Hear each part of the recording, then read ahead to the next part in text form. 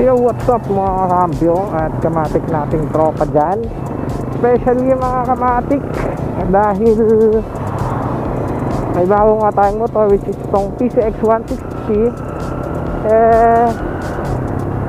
Meron akong isi-share sa inyo at isi-share ko sa inyo yung ginawa ng bago nating tropa na si Marvin Tol.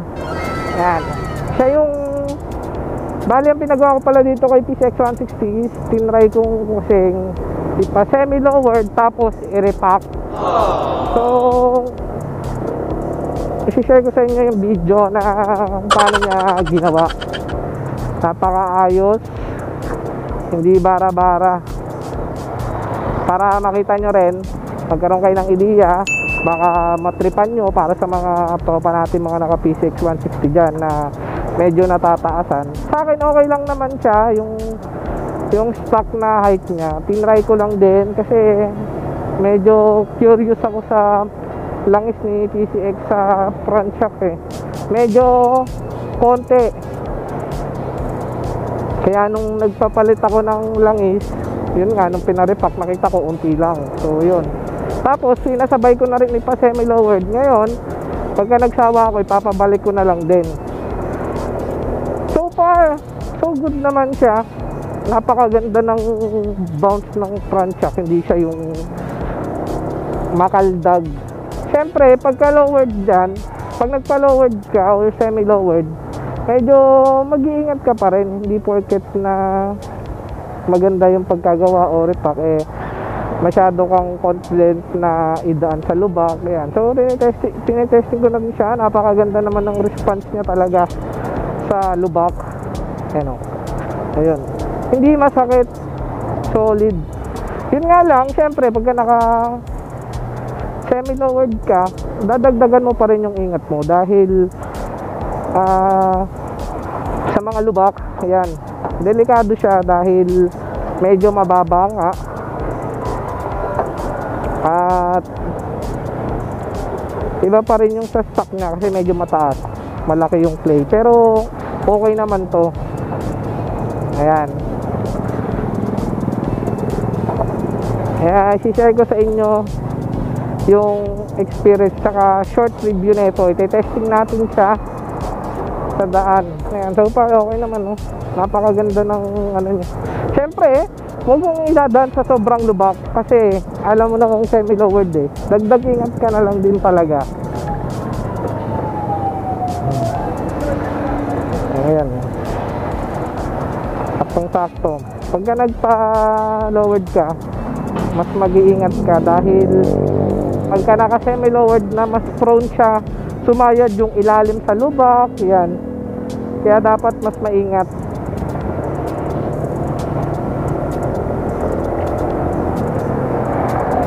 Bagay na bagay to sa medyo natataasan kay PCX. Ayan, may re-recommend ako tong bagong tropa natin, Marvin. By the way, salamat nga pala tol sa service. At nag-home service po siya mga paps, mga kakambyo, mga kamatik. Ngunit sa kasamang palad, mas nagre-repack lang siya sa mga scooters. Yan, basta kahit anong scooter, kaya niyan. Basic na basic. At yung pag-home service niya, doon kayo mabibilib. Kasi sa Metro Manila, dinadayo niya kahit na tiga Laguna siya. Kaya ko tiga Montalban, dinayo niya ako, ma-servicean lang, di ba? Ganun siya kalupit. Kaya so panoorin nyo hanggang matapos tong video na to. At sakaling makakuha kayo ng idea, magustuhan nyo, kontakin nyo na lang din siya.